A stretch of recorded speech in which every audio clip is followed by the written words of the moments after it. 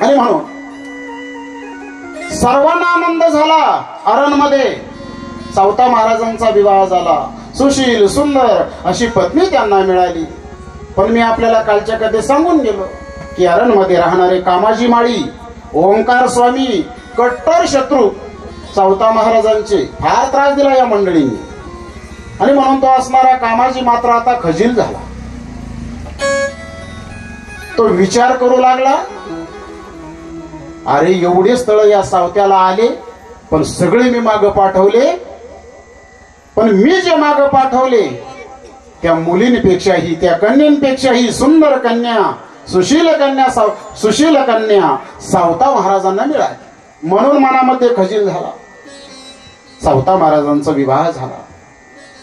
विवाह झाला तरी पण अखंड भजनामध्ये मग्न असायचे सावता महाराज. नाहीतर कधी कधी असं होतं.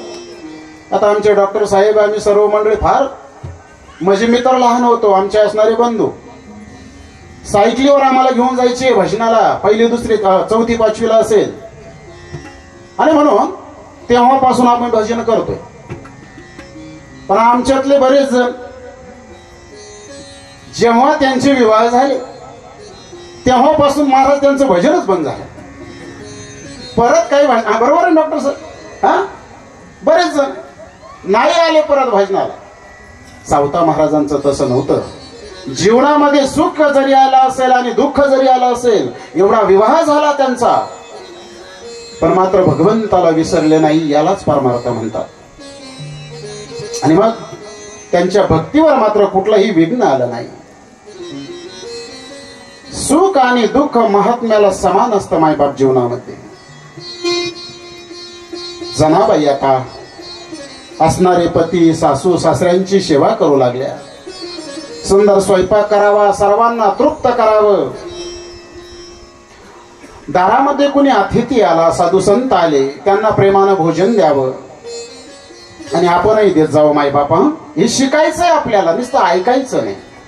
आपल्या सुद्धा दारामध्ये कुणी अतिथी आला, कुणी भिक्षुक आला, तर त्याला शहाणपणा शिकवत बसू नये. दांडगा दिसतो, हात पाय चांगले दिसतात, काम करावं, धंदा करावा, काय मागत फिरतोस, त्याला कळत नाही का? त्याला कळतं ना मायबाप. असल बिचारीची काहीतरी मजबुरी. म्हणून येतो ना आपल्या दारात. तुम्हाला एक सांगू, आपल्या दारातनं याचक उपवासी जर गेला तर आपलं सुकृत घेऊन जात असतो, शास्त्र सांगतंय. म्हणजे आपली पुण्यही तो घेऊन जातो. म्हणून दारामध्ये कोणी आपल्या ऐपतीप्रमाणे, असं नाही की आपला सगळा प्रपंच त्याच्या हवाली करायचा आहे, पण आपल्या ऐपतीप्रमाणे त्याला काहीतरी कमीत कमी पाण्याचा तांब्या तरी भरून देत जावं. आणि म्हणून जनाबाईंच्या दारामध्ये कोणीही जरी आलं तर रेत्या हाती परत कधी गेलं नाही. परमेश्वराचं भजन करावं. क्षमाशील असा त्यांचा स्वभाव. सर्व काळ आनंदी असत. आणि पतीला काय हवं काय नको ते सर्व जाणून पतीची सेवा करत होत्या. आणि मग महाराज सुद्धा पत्नीला सांगू लागले, म्हटले आता काळजी करायचे काही कारण नाही. शेतामध्ये दोघे अगदी भरपूर कष्ट करू, भरपूर असं पीक कमवू, दान धर्म करू, पुण्य करू. वृद्ध असेल, अंध असेल, विकलांग असेल, यांना आपण दान धर्म करू.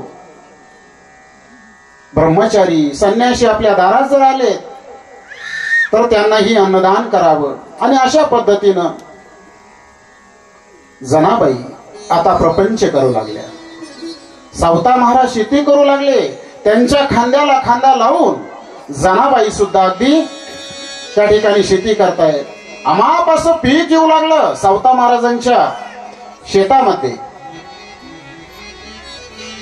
बाकीचे शेतकरी विचार करतायत, अरे आपणही कष्ट करतो, आपणही त्या ठिकाणी पिकं घेतो, पण सावता महाराजांच्या शेतीमध्ये जसं पीक येतं तसं आपल्या शेतात का येत नाही? रामकृष्ण. आज आपल्या कथेला भेट देण्यासाठी आणि आपल्या सर्वांना आशीर्वाद देण्यासाठी वरती या नाना आहे, जागा आहे वरती, या या या. नाही पाया नका पडू. तर आमचे असणारे गुरु महाराज आज जे आम्ही तुमच्या पुढे जे 2-4 शब्द बोलतोय ना, हे त्यांचे आशीर्वाद आहेत मायबाप. आमच्या मायबापांकडनं साधू संतांची फार सेवा झाली आणि म्हणून या ठिकाणी हरिभक्तीपराय परमपूजनीय गुरुवर्य रामदासजी महाराज दाते प्रेमाने सगळे त्यांना अण्णा म्हणतात आणि त्यांचं सानिध्य आम्हाला लाभलं आणि त्यांच्या आशीर्वादानं त्यांच्याच कृपेनं आज जे काही 2 शब्द आम्ही तुमच्या पुढे बोलण्याचं धाडस करतोय बोलतोय हे त्यांची कृपा आशीर्वाद आहे. म्हणून गुरुदेव तुम्हारी जय जय हो, गुरुदेव तुम्हारी जय जय हो, गुरुदेव तुम्हारी जय जय हो, गुरुदेव तुम्हारी जय जय हो, गुरुदेव तुम्हारी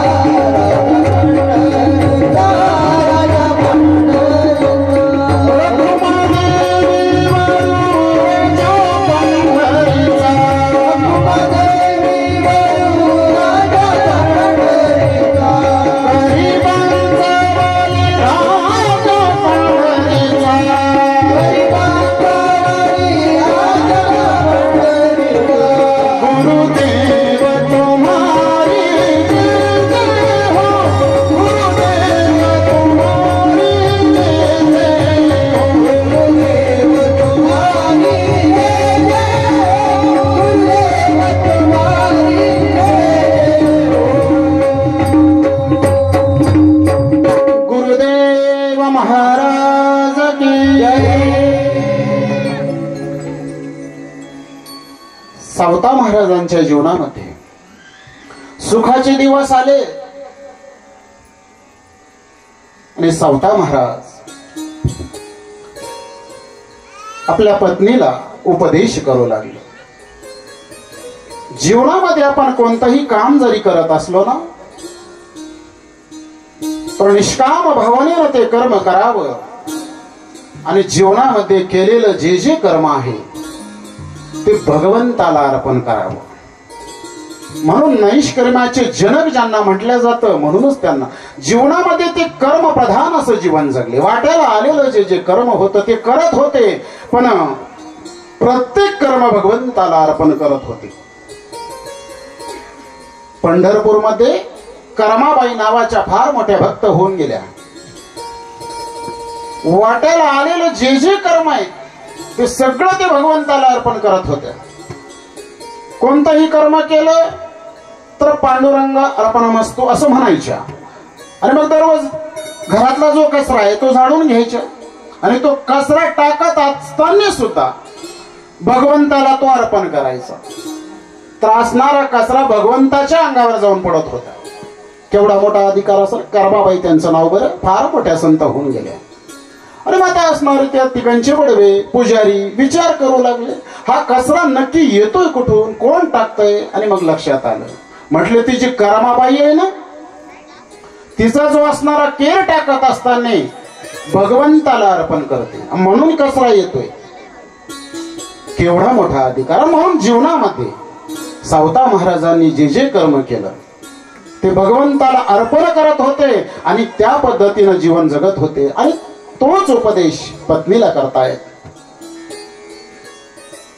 निंद्य कर्माचा त्याग करावा जीवनामध्ये, म्हणजे वाईट कर्म त्याचा जीवनामध्ये त्याग करावा. जे विहित कर्म असेल, जे योग्य असेल, आणि तेही निष्काम भावनेनं ते जीवनामध्ये कर्म करावं. आणि असं आचरण आपण जर जीवनामध्ये केलं तर भगवंताची प्राप्ती झाल्याशिवाय राहणार नाही. आणि तेच केलं सावताबाबांनी आपल्या जीवनामध्ये. भगवंताचं अखंड नामस्मरण करावं. वाट्याला आलेलं जे कर्म होतं शेतीचं, मळ्यामध्ये जावं, मोट चालवावी, पिकाला पाणी द्यावं, आणि सुंदर असं पीक त्यांच्या शेतामध्ये येऊ लागलं. जनाबाईंना सुद्धा हे ज्ञान जेव्हा श्रवण केलं, धन्यता देऊ लागल्या स्वतःच्या जीवनाला. माझ्यासारखं भाग्यवान दुसरं कोणी नाही म्हटले की मला यांच्यासारखा पती मिळाला. स्वतःला भाग्यवान समजायच्या. आणि एवढा सुंदर मळा आता दिसू लागला सावताबाबांचा. त्याचं वर्णन ग्रंथकर्ते करतायत की अरण गाव जर आता दुरून कोणी पाहिलं ना, नंदनवन दिसत होतं, नंदनवन. कारण भक्तीनं फुलवलेला तो मळा, अखंड नामस्मरण करत करत त्या ठिकाणी केलेला तो मळा. आणि म्हणून आकाशाला भिडणारे सुंदर असे वृक्ष त्या ठिकाणी होते. जणू काही भगव्या पताक्याच आहेत की काय असा भास व्हावा.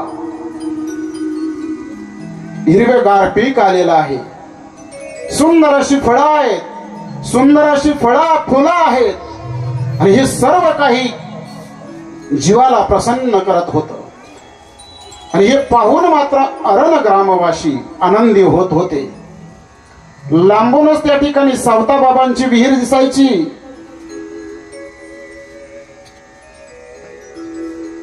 दिलीप महाराज, सावताबाबांची असणारी विहीर त्या ठिकाणी नजरेस पडायची.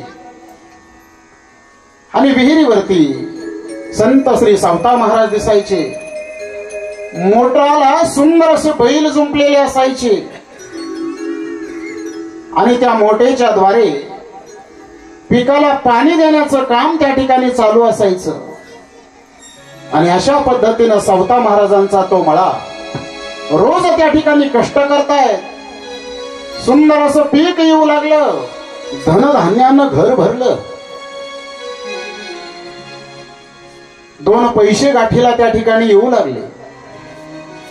आणि असा सुंदर असा प्रपंच त्या ठिकाणी त्या सावता महाराज करत होते.